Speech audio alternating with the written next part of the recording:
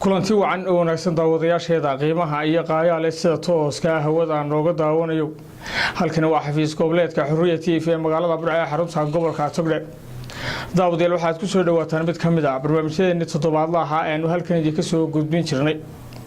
barnaamijkaas oo la magac baxay dhaxalreebka taariikhda aadamaha kaasi oo aanu toddobaadkan ku eegi doono mid kamid ah halyeeyadii ama madaxdii Afrika soo maray ninka toddobaadkan aynu ku soo qaadanayna barnaamijkeena oo la oran jiray madaxweyne Thomas Sankara waxa uu ahaa madaxweyne ka talin jiray dalka Burkina Faso sanadihii 1984 ilaa 87 kaasi oo aynu ku eegi doono muddadii uu xilka hayay intaan la dilin ka hor oo aanu dhakrin saaxiibkiisa ay cid isugu dhawaayeen waxay qabadkii iyo horumarkii mugga iyo miisaanka lahaa ee uu ka hirgeliyay dalka Burkina Faso daawasho habboon.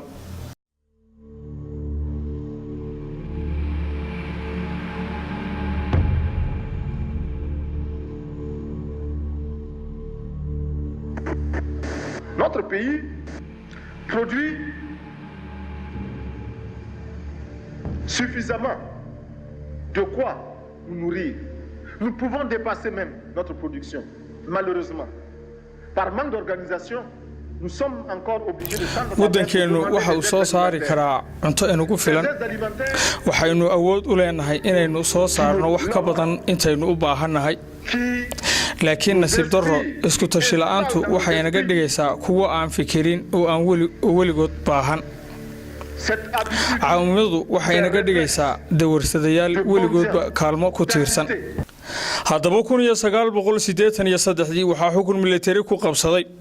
wadankii loo yaqaan fooltada sare ama abal foolta waa wadanka imika loo yaqaan Burkina Faso kabtan Thomas Sankara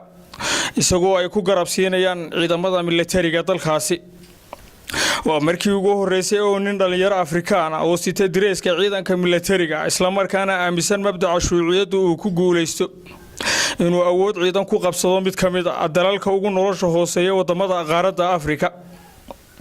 kaasi oo doonaya inuu dalkiisa u horseedo barwaaqo nololeed oo ku qotoma qorshayaal habaysan oo naf iyo maalba loo huray talaabadii ugu horeysay ee uu ku dhaqaaqay kabtan Thomas Sankara inuu fuliyo ayaa ahayd inuu magaca ka bedelo dalkiisa isagoona u bixiyay Burkina Faso oo ay macnaheedu tahay wadankii ninkii daacadda u ahaa dadkiisa iyo dalkiisaba aynu isweydiino waa maxay mabda'a gumaysigu waa galeyda haruurka iyo qamadiga laynoo soo dhoofiyo ee dalkeena la keeno ama lagu caawiyo iyaynaan meel fogba ka eegin waxa uu yahay fikirka gumaysigu haddaba qorshayaashaasi hal abuurnimada lahaa ee uu la yimi kabtan Thomas Sankara waxa ay keeneen in mushkiladii xagga cuntada xal loo helo isagoo dalkiisa u horseeday inuu waqti kooban ku gaarsiiyo isku filaansho nololeed oo xagga cuntada balse arrinkaasi waxa aad uga careysiiyay oo aad uga xumaaday maamulkii gumaysiga Faransiiska ee gacanta kula jiray nidaamkii dawladnimada wadanka Burkina Faso waxaanay dawladda Faransiisku isku hawshay inay si walba u hor istaagto oo ay caqabad ku noqoto qorshayaashii horumarineed ee uu la yimi kabtan Thomas Sankara Faransiisku ma fahmi karaan waxa Afrika ka jira danna kama laha sidoo kale waxa uu yiri isagoo la hadlaya reer galbeedka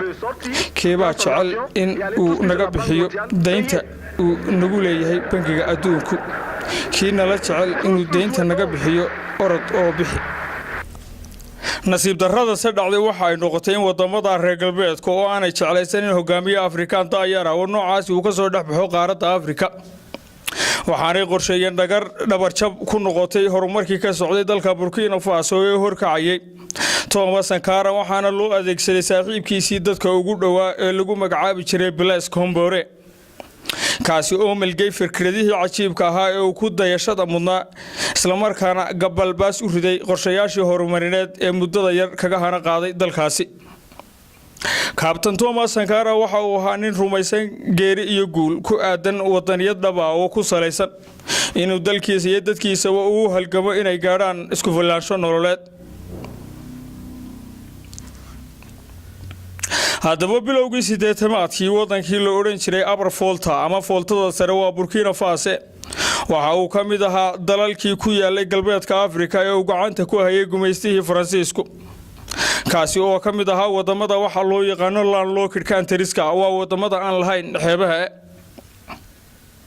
wadanka Burkina Faso waxa uu intiisa badan ku yaala buucda saxaraha waqooyi ee Afrika kaasi oo ay bulshada dalkaasi intooda badan ku nool yihiin dhulkaasi lama deegaanka ah ee adag tahay ku noolaanshihiisu gumaystihii Faransiiska oo gacanta ku hayay dhulkanina waxa uu arkayay dadka reer Burkina Faso inay yihiin xoog dihin oo ay ku maali karaan khayraadka iyo macdanta uu ka guranayay wadanka ay dariska yihiin ee waagaasi loo yaqaanay Côte d'Ivoire ama xeebtii Folmorodiga waa Ivory Coast Captain Thomas Sankara waxa uu ahaa hogaamiye ka duwan madaxdii Afrikaanka ee hoosta kaga jiray gumaystihii horaantii 60maadkii haysan jiray Afrika kuwaas oo danaha dalkooda iyo dadkoodaba dhaafsan jiray danahooda shakhsiga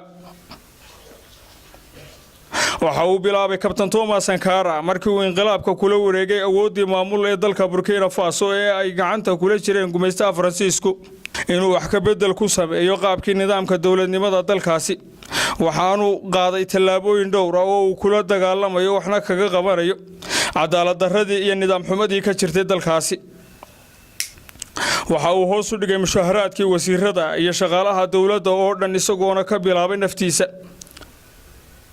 waxa uu xaraashka u taagay gaadiidkii raaxada ay wateen mas'uuliyiinta iyo shaqaalaha dawladdu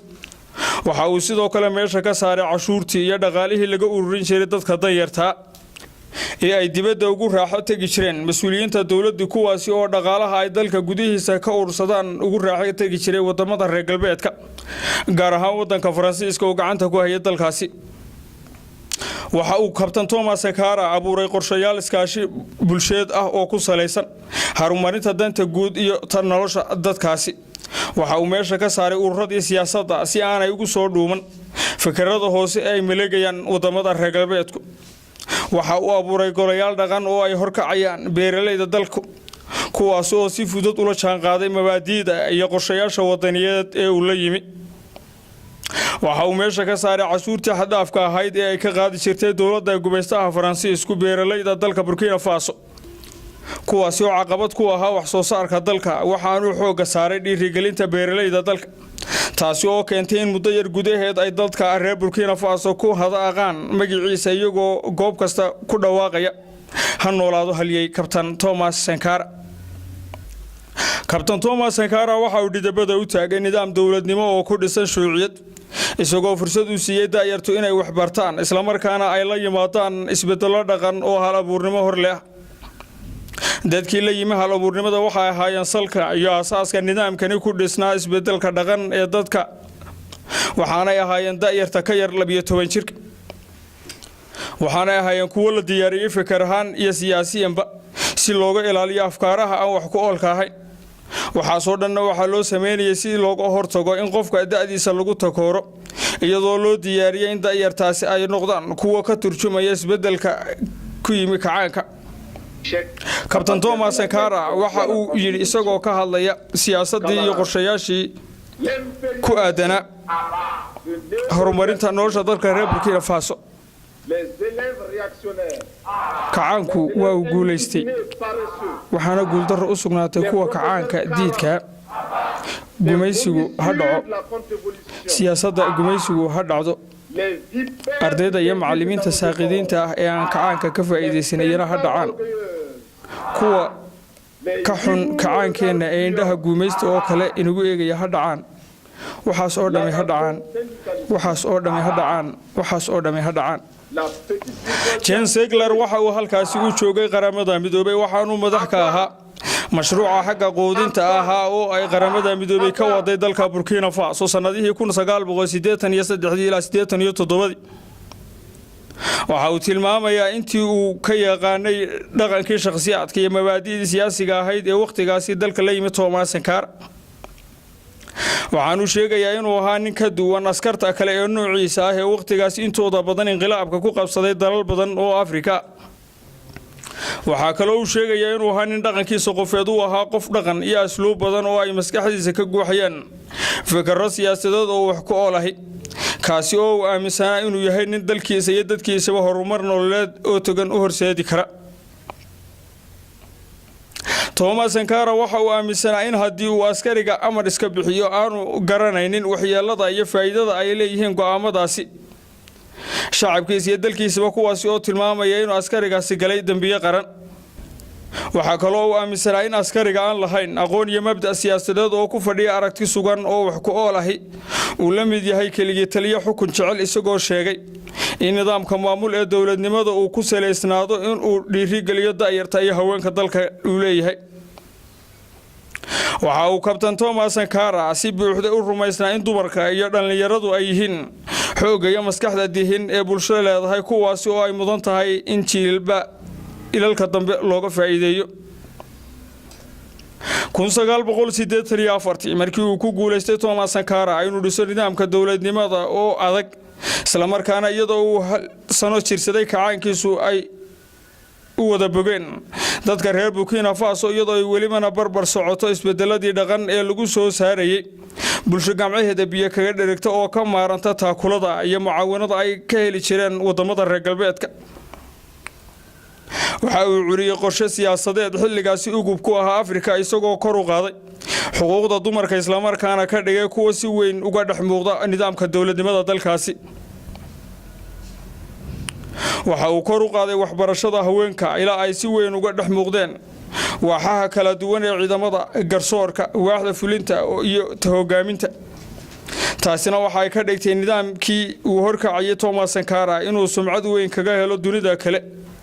iyadoo wadanka Burkina Faso loo aqoonsaday wadanka ugu horeeyay dunida ee ay dumarku qayb ka yihiin nidaamka dowladnimada iyo inay ku leeyihiin saameyn togan oo xagga horumarka. daawadayaal, intaasi waxaanu ku soo koobaynaa taariikh nololeedkii aanu ku eegaynay madaxweyne Thomas Sankara oo ka mid ahaa madaxdii soo martay dalka Burkina Faso sanadihii 80-aadkii, kaasi oo uu qormadeena koobaad aanu ku soo qaadanay muddadii 3 sano ahayd ee uu ka talinayay dalkaasi horumarkii uu ka qabtay. waa inoo iyo qaybaha kale ee aanu ku eegi doono, kuwaas oo aanu si faahfaahsan uga hadli doono waxqabadyadii ballaadhnaa ee uu dalkaasi u horseeday iyo waxa ay ka qortay taariikhda dunida. daawadayaal, barnaamijkan waxaa idiin soo jeedinaya anigoo ah Cabdisamed Axmed Yuusuf ama Cabdidhul, iyo habayntii iyo farsamadii Sakariya Axmed. tan iyo intaynu ku kulmayno barnaamijkan mid la mid ah waa Bahda Xurriyad TV oo idin leh sidaas iyo nabadgelyo iyo amaan Allah.